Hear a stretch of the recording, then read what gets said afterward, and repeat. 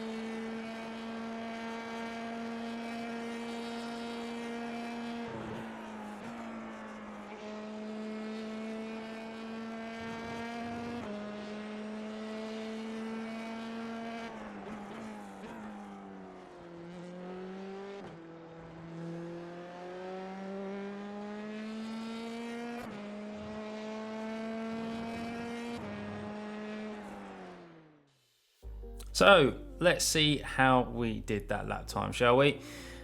Onto the main straight here, and we are heading down into the first corner.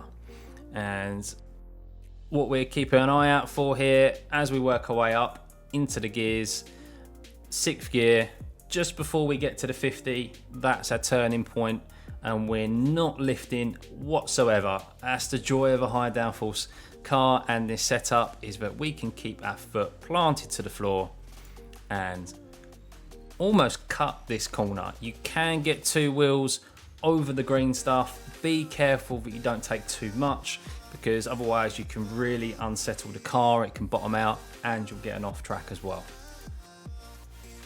As you can see, wheels on the green stuff, and we keep our foot down on the throttle. Here, be careful not to put too much steering input. If you're too jolty with your wheel, you will lose the back end.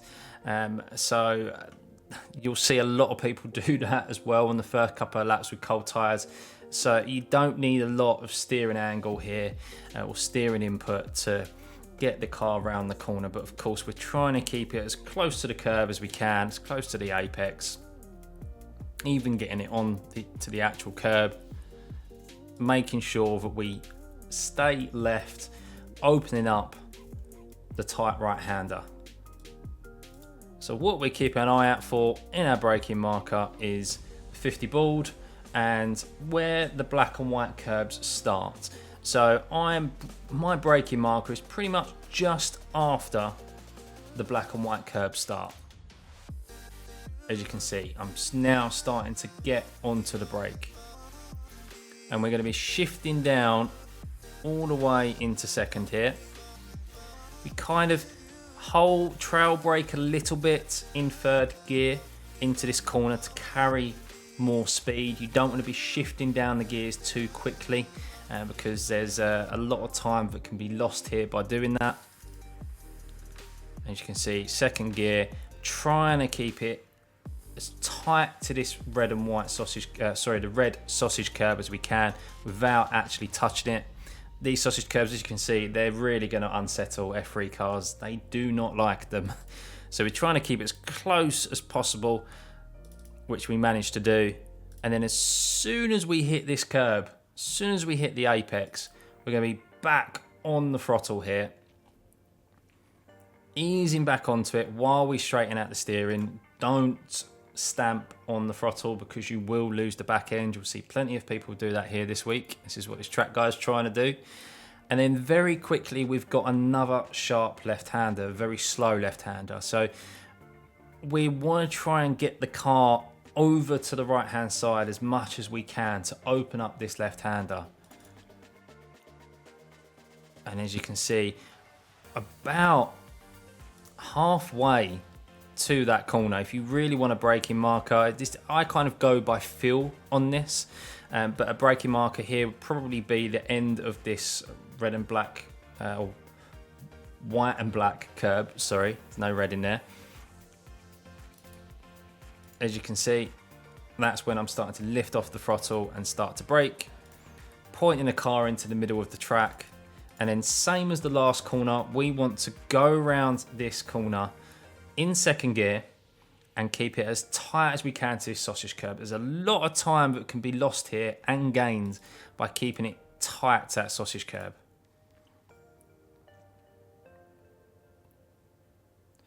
Once again, be very careful on your throttle inputs. I'm feathering the brake as well as having a slight bit of throttle input here. You're not, I mean, look at the steering input. I'm more than 90 degrees. So if I get on the throttle very hard here, the car's only going to step out on me and the back end is just going to go and you're going to spin. Once again, 2 corners there that you're going to see a lot of people spin out just because where they're impatient. So be patient, don't get on the throttle too early. But what we're doing here, as you can see, to gain as much time as possible, as we turning into this corner, as we're approaching the apex, I'm getting onto the throttle. But only really getting full on the throttle once I've got that steering open and you know you can feel the grip in the car. allow the car to move over to the right, and then cut this corner a little bit, and then down into the straight. As we head down into Brooklands, this is probably the toughest corner for me personally on this track. I've always been very inconsistent here, but what we're keeping an eye out for is we want to be all the way over to the right hand side. As you can see, corner goes round to the left, and we're keeping an eye out for the 50 ball marker, because that is our braking marker.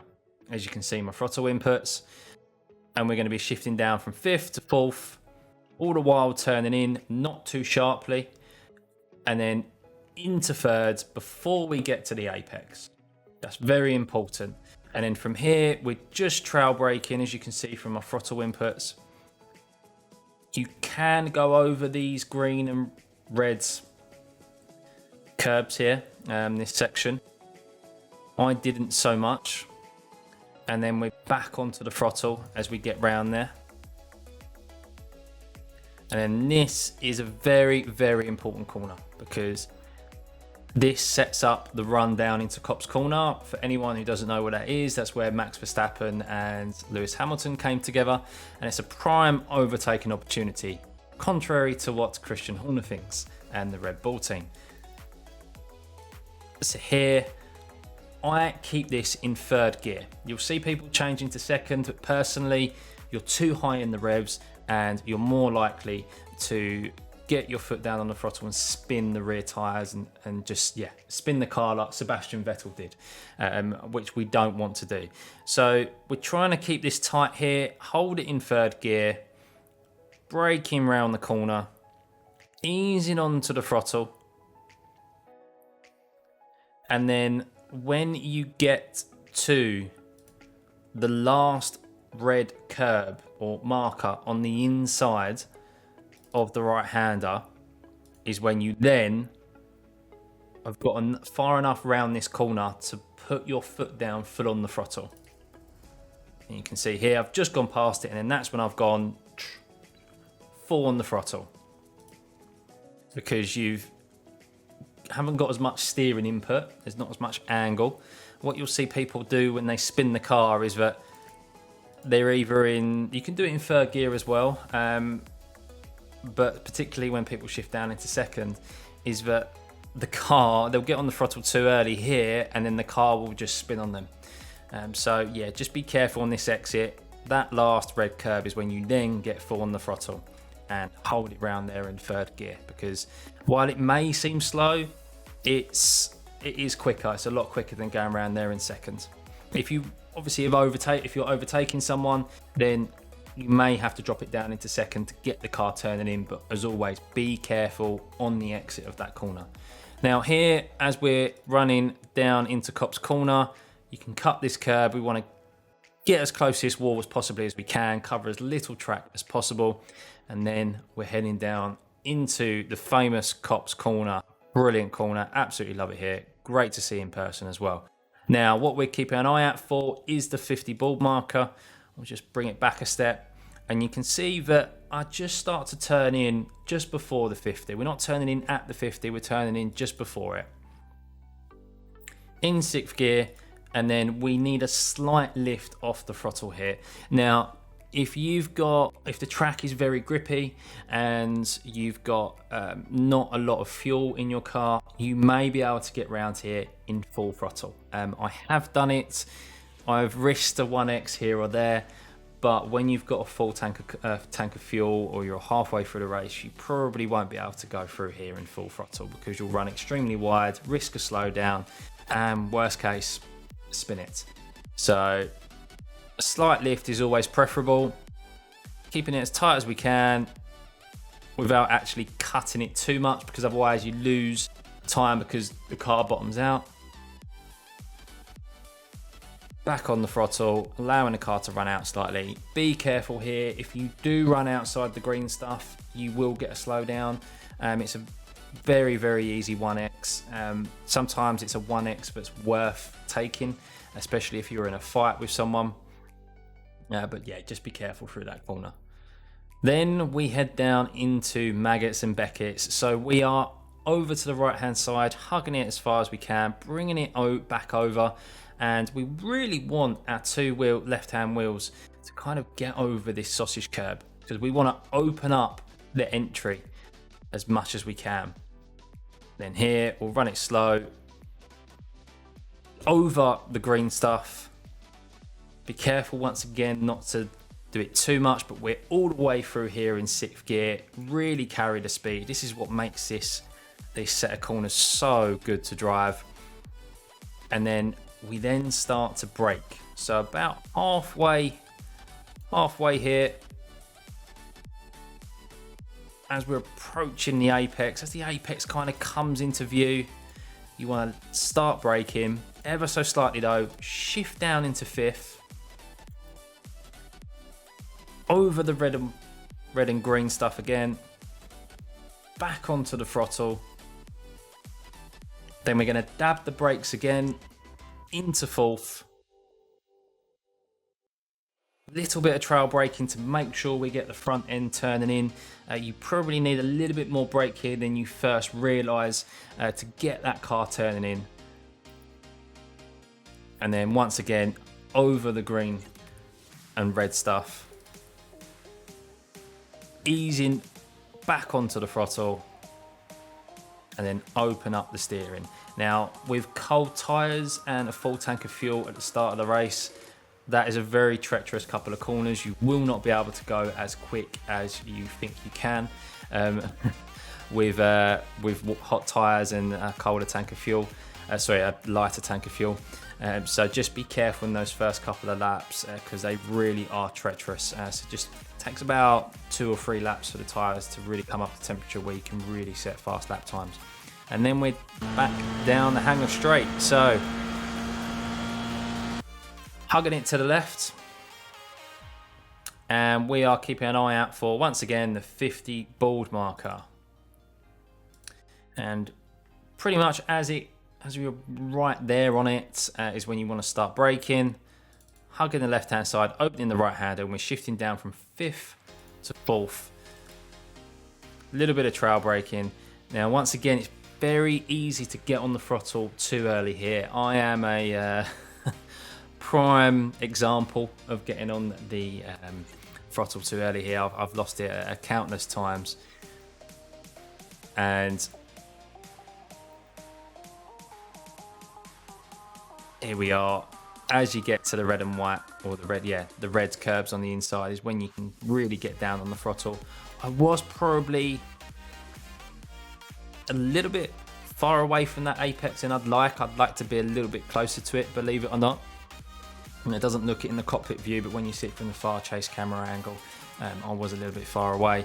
And then we just straighten up the steering, trust in the downforce, be careful not to run too wide here. Once again, if you go over the green stuff, which is very easy to do, you will get a slowdown, which is really, really annoying because you come obviously into a slow section and then you've got the main straight and just a sit duck. So be careful. As again as well, it's an easy 1x to take. And then we come into the last chicane. Now, this is very, very important. This chicane, there's so much time to be made up here, and it's all to do with the gearing. So first and foremost, the entry. We are keeping an eye out for the 100 board marker. That is our braking point. Shift down into 2nd, keeping it tight as we can to the red sausage curb. Careful once again not to have too much throttle input because you can spin the car very easily. And then here, you're going very quickly from left to right.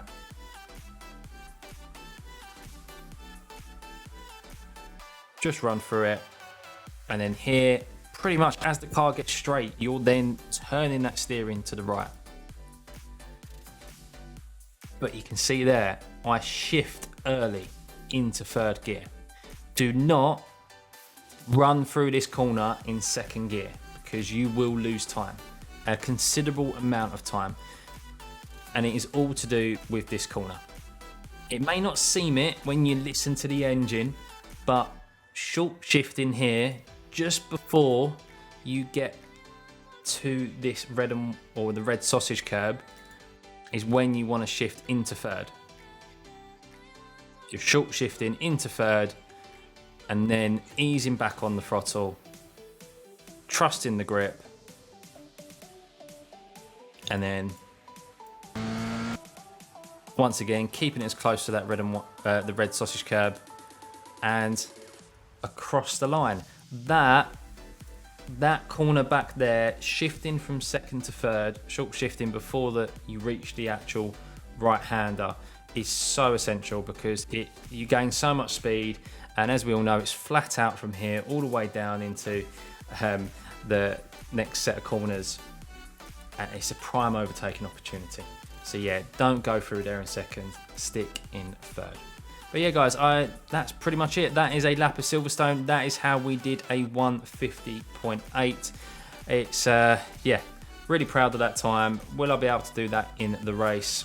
Who knows, we'll see, but I'm looking forward to it, and hopefully that gives you guys some confidence, will improve your lap times and improve your iRacing. We all have a good last week to the season.